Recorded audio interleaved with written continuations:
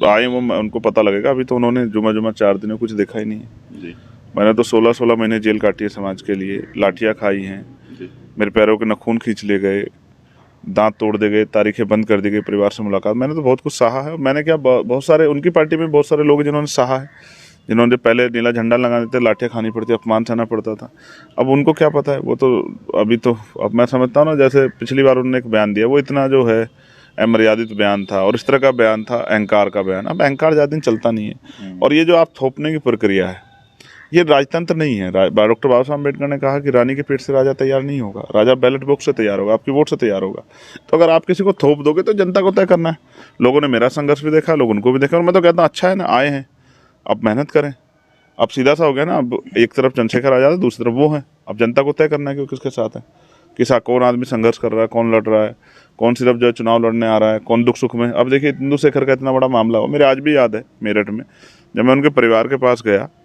मैं इस बात को कहना नहीं चाहता, लेकिन अब समाज को उनको बहन जी से ज़्यादा उम्मीद नहीं करनी चाहिए, क्योंकि वो परिवार तड़पते हुए कह रहा था कि हमने 30 साल पार्टी की सेवा की, लेकिन बहन जी को हमारे लिए कहने के लिए 2 शब्द नहीं थे। ये बात इस बात को स्पष्ट करती है कि समाज में कितनी निराशा चली आई है। जो उम्मीदें थी उन्होंने उनको तिलांजलि दे दी है।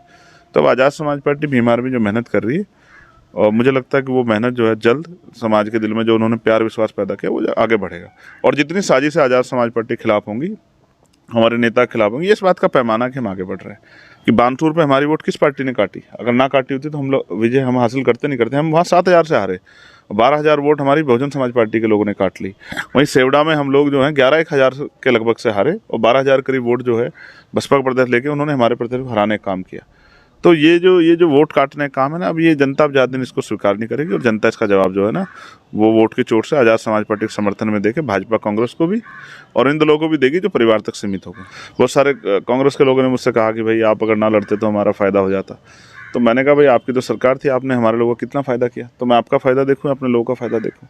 तो जब मैं ये बात कहता हूँ कि राजनीति जो है किसी का पिछलग्गू बनने के लिए नहीं, ताकत बनाने के लिए है, नए कानून बनाने के लिए, पुराने कानून को लागू कराने के लिए, तो मैं समझता हूँ कि मुझे इस बात से कोई फ़र्क नहीं पड़ता कौन हार जीत रहा है और उनकी क्या कैलकुलेशन है वो सोचे। लेकिन इस बात से फ़र्क पड़ता है कि दलित, पिछड़े, आदिवासी, अल्पसंख्यक समाज की जो आवाज़ है वो कितनी बुलंद है, उनके अधिकारों पर कितनी बात हो रही है, जो कि आज नहीं है।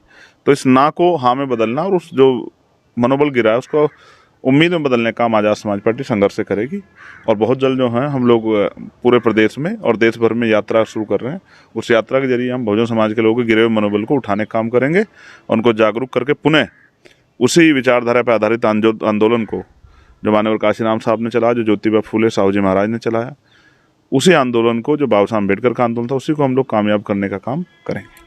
तो ये तो इंडिया लाइन्स को और उन लोगों को सोचना है कि वो वास्तविकता में अगर वो चाहते हैं देश बचे, वो चाहते हैं कि भाजपा को रोका जाए, वो चाहते हैं संविधान बचे, वो चाहते हैं लोकतंत्र बचे, तो कुर्सी पे बैठने का मन छोड़ें और मिलजुल के आगे बढ़ने का मन बनाएं, तो शायद कोई अच्छे परिवर्तन हो सकते हैं। लेकिन आज़ाद समाज पार्टी का रुख साफ है कि वो अपने बलबूते पे अपने चुनाव लड़ेगी। बहन जी के इस कदम ने बहुत सारे बहुजन समाज पार्टी कार्यकर्ताओं को निराश किया। बहुत सारे लोगों के फ़ोन मेरे पास आए और मुझे पहले से इस बात की उम्मीद थी कि इस तरह की चीज़ें होंगी, और मैंने पहले इस बात को कहा भी था कि वो सिर्फ परिवार तक सीमित रहेगी। एक, उन्होंने अपनी क्षमता पे प्रश्न चिन्ह लगा दिया कि वो उत्तराधिकारी का मतलब है कि अब वो सक्रिय राजनीति से दूर रहने वाली। दूसरा, उन्होंने बहुजन समाज पार्टी के जितने भी कार्यकर्ता हैं, जितने नेता, उनके ऊपर जो है उनके समर्पण पे, उनके संघर्ष पे, उनके त्याग पे, उनकी ईमानदारी पे एक सवाल खड़ा कर दिया कि बहुजन समाज पार्टी में कोई ऐसा नेता नहीं जिस पर विश्वास किया जा सके। ये सवाल भी उन्होंने बहुजन समाज पार्टी के पुराने वर्करों के सामने खड़ा किया है। दूसरा, परिवार को प्रायोरिटी देकर उन्होंने साबित कर दिया कि दूसरे दलों में और उनमें कोई फ़र्क नहीं बचा है। तो अब बहुजन समाज पार्टी में जो लोग काम करते हैं उनको ये सोचना है कि वो इन्हीं राजनीतिक दलों का हिस्सा बनेंगे, या फिर वो जो मान्यवर काशीराम साहब का जो मिशन था सामाजिक परिवर्तन, आर्थिक मुक्ति का, वो उस आंदोलन को आज़ाद समाज पार्टी के साथ आगे बढ़ाएंगे। जैसा मैंने आपको बताया कि ये जो बड़ा सवाल उन्होंने खड़ा किया है, और जैसे मान्यवर काशीराम साहब ने उनको तैयार किया, एक नेता उन्होंने तैयार किया, बहुत सारे नेता तैयार किए, बहन जी के रूप में भी नेता तैयार किया, तो बहन जी के ऊपर भी प्रश्न चिन्ह खड़ा होगा, क्या वो पूरे समाज में कोई नेता अपने परिवार से अलग तैयारी नहीं कर पाई? क्या पूरे समाज में कोई दलित, पिछड़ों में, शोषितों में, अल्पसंख्यकों में, मुसलमान, जैन, सिख, बौद्ध में कोई ऐसा नहीं था जिसको ये अवसर दिया जाता?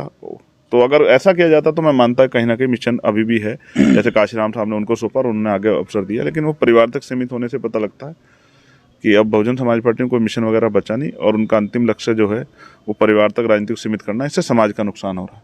इसलिए लोगों का जो है, इस घटना के बाद लोगों का जो मन था वो टूटा और आज़ाद समाज पार्टी के प्रति संभावनाएं और विश्वास जो उनका मजबूत हुआ है, क्योंकि चुनाव परिणाम आगे हैं और उनके पास बहुमत है। उनको अपने नए लोगों को मौका देना, उन्होंने ये सोच के कि नए लोगों को मौका मिले, उन्होंने मौका दिया है। तो जहां मेरा वैचारिक विरोध भारतीय जनता पार्टी से, लेकिन उनकी जो मान्यवर काशीराम साहब का जो असली बहुजन मूवमेंट था कि अन्य अन्य जातियों को मौका मिले और एक विस्तृत संगठन बने जिसका फायदा चुनाव में मिल सके, भाईचारा बने, इस तरह के प्रयास को भाजपा ने आगे बढ़ा। ये मान्यवर काशीराम साहब से उन्होंने सीखा है और आज भाजपा कहीं ना कहीं जिस तरह बूथ का, जैसे बूथ का जो पूरा स्ट्रक्चर है बूथ सेक्टर का, ये मान्यवर काशीराम साहब लेके आए भारत की राजनीति में।